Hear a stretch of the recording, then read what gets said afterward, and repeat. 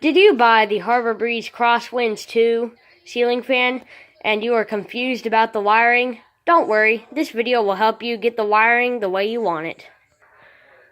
I installed the ceiling fan myself, and I will say it was not the easiest to install, but it has big rewards. Also, before you deal with anything electrical, turn off the power. If you are not comfortable working with electricity, contact a licensed electrician. Now you can see it came with the newer Harbor Breeze remote instead of the old style remotes that Harbor Breeze used to have on their fans. Looks like they have upgraded. Here's some information you might need to know about the remote. As you can see, it has 5 buttons. It has a light control button, a fan on-off button, speed 1, speed 2, and speed 3, or low, medium, and high. This remote is only compatible with a switch that is like this. You cannot have a dimmer or a fan control knob switch on the wall. It has to be a singular switch. If you notice something about the fan, if you pull the wiring out, it doesn't have your regular ceiling fan wirings.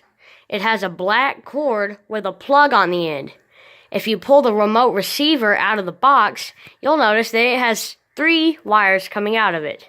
They all have special clips on the end.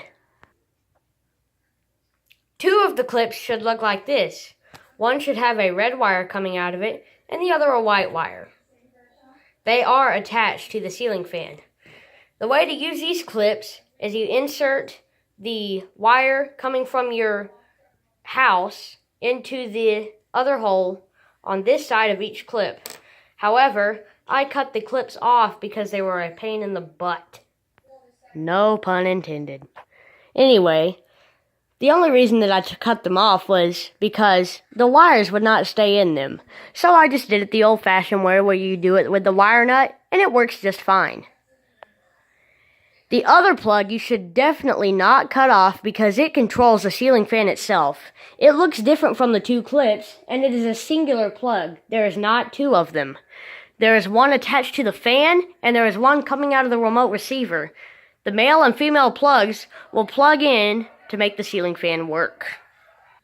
You should never, by any means, remove that plug. Again, it is a singular plug. If you need any other help, check the installation manual as a guide. The ceiling fan is relatively easy to use. As you will probably notice, unlike other ceiling fans, it doesn't have any pull chains for the light or the fan. That is because it is made to be controlled by the remote only. As you can see, I have my remote mounted to the wall as a fan control switch. However, the remote comes with a clip. The clip should be in the same package as the remote. Here's how to use this special clip. The remote has a hole in it for the clip to plug into. That way, it hangs on your wall. Now, you could just leave it here as a ceiling fan control on the wall, but you can always just take it off and put it on your nightstand as needed.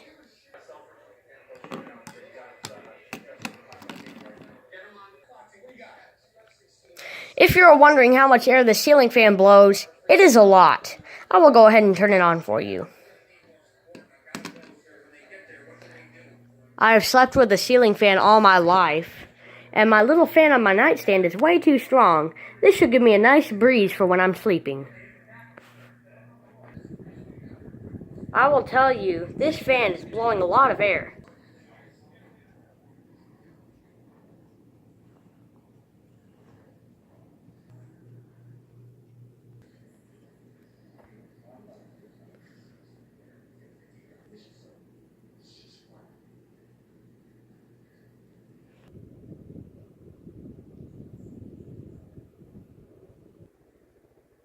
I hope this gave you more information about your Harbor Breeze Crosswinds 2 ceiling fan, but I am not done yet.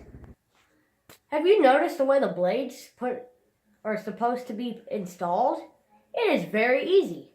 All you do is you line the blade up to the little pegs on the blade arm, screw the blade arm into the fan, and then you turn this little tab here. It is horizontal when you get it. Turn it vertical, and it will hold the blades on strong.